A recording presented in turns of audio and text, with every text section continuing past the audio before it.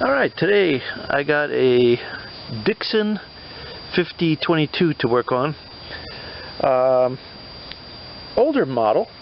Doesn't have like any of the safety switches like the new ones would have, with, you know, where you gotta have the bars all the way out and all that. I think you can pretty much turn the blades on and run yourself over on this one. It might have a seat present switch, but it's pretty it's been around, but it's not abused. It's all here. 22 horse Kohler Command. So yeah, as I was saying, running and driving machine. Starts well, sounds good, no big issues. For today, I can see somebody's at least greased that one, which is good, and I think it has 3, so probably the middle one never got greased, as typical of any machine. Looks like there's been some tomfoolery going on in those wheels. Hopefully that's centered and doesn't go up and down for the guy. Hopefully somebody drilled them decent. Looks like they got hogged out there and they must have been loose at one point or something. Just giving it a general overview. Seat's in good condition. He keeps it inside. This rim is original and not messed with.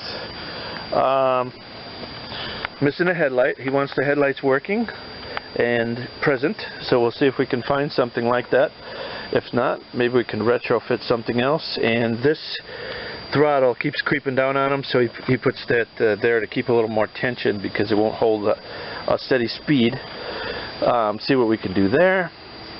Other than that, the filter looks like it's been changed relatively recent.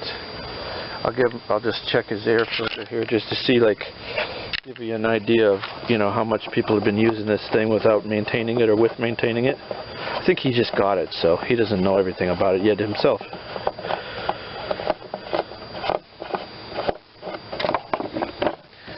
Let's see here. So pre-filter about 50%, other filter probably 50%. Not new, but nothing terrible there. I'll get that lid put on in a minute. Let's check the oil. Yeah, medium, not bad. But this air filter, or this air screen, I don't know if you can see in there, but that's fairly plugged, so I really need to clean that up for him before I give it back. But for today, what we have to do is, when he turns his PTO on, yeah, it doesn't work. While I'm playing, I'm going to take the key all the way out because my feet could potentially be underneath there, and I don't know how many safeties this thing has on it. As I mentioned earlier, this all just comes up, and isn't that a pleasure to work on? Look at that, ladies and gentlemen. You can see everything.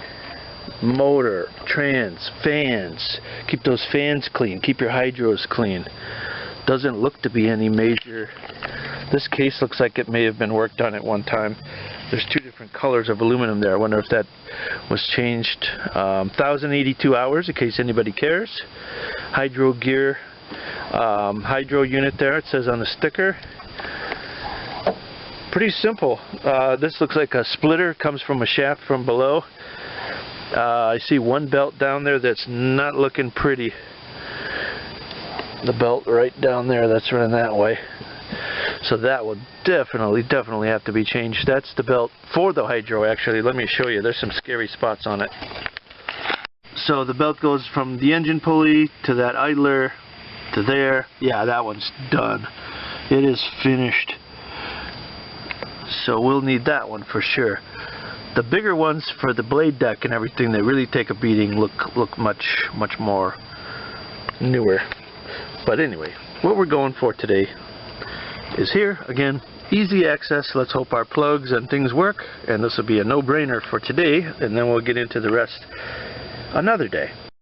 And I've just realized that zero turns are kind of hard to take photographs with, video, that is, your video you're watching, because they're long, wide, and have a lot of areas that aren't easily accessible from everywhere. Anyway, here's our plug.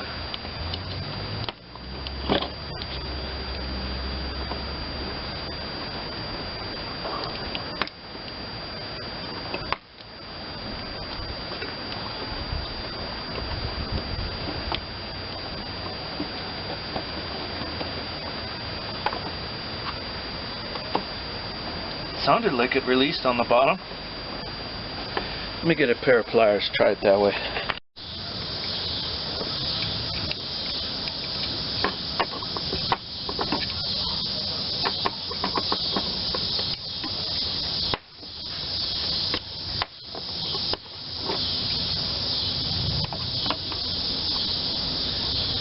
Something strange going on there. I'll get the clip off, bring you back. Alright, I think I got it where I want it. And the one with the missing terminals at the bottom. Okay, I got the clip off, but that wasn't everything, huh?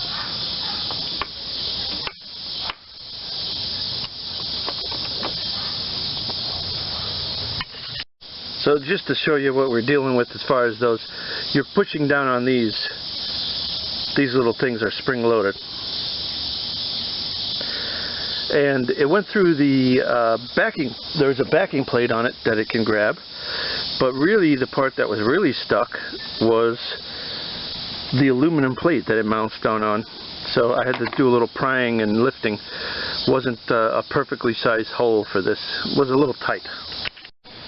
And so I just went on the aftermarket. I don't think Dixon's in business anymore, if I remember right. I think the neighbor said it went to Husqvarna. And interesting, it says Delta on both the switch I'm putting in and the switch that was there before. So either they used this brand or the switch has been replaced before. Either way, should be a perfect fit.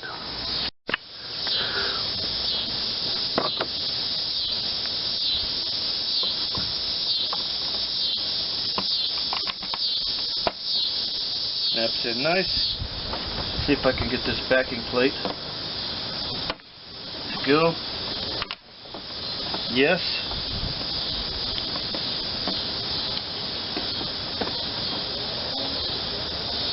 Should be just that easy. Let's see what we got. Lift that down nice and easy. Put my air filter back that I didn't before because I was distracted.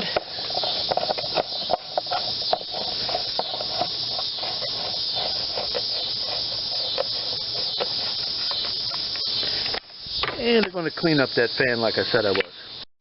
Can't get in there too easy, so let's just take it right off apart.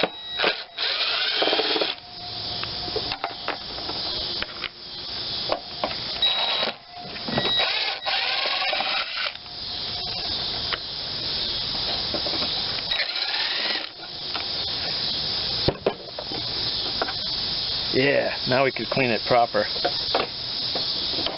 Yeah, it's pretty caked on there. There you go, come right out.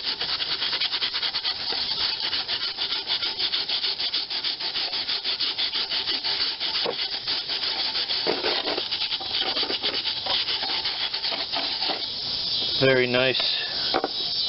Put that right back how it was.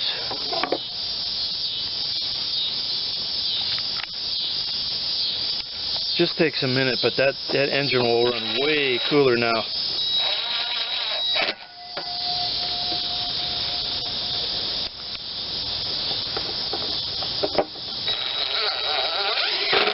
He's just going to be using this residential, but he does have a pretty big area there to cut, so this will help keep his engine cool. You don't want to be putting any more heat into it than necessary.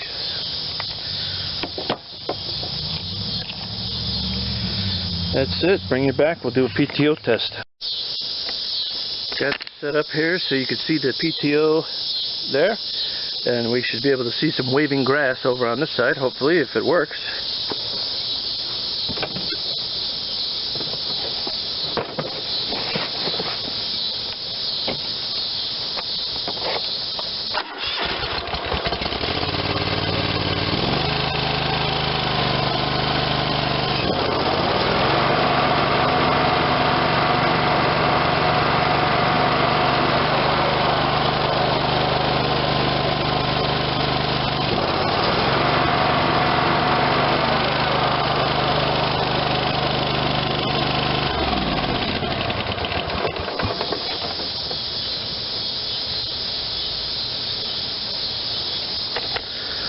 Alright, Thanks for watching. I hereby declare that PTO switch Wildwood certified. Thanks for watching.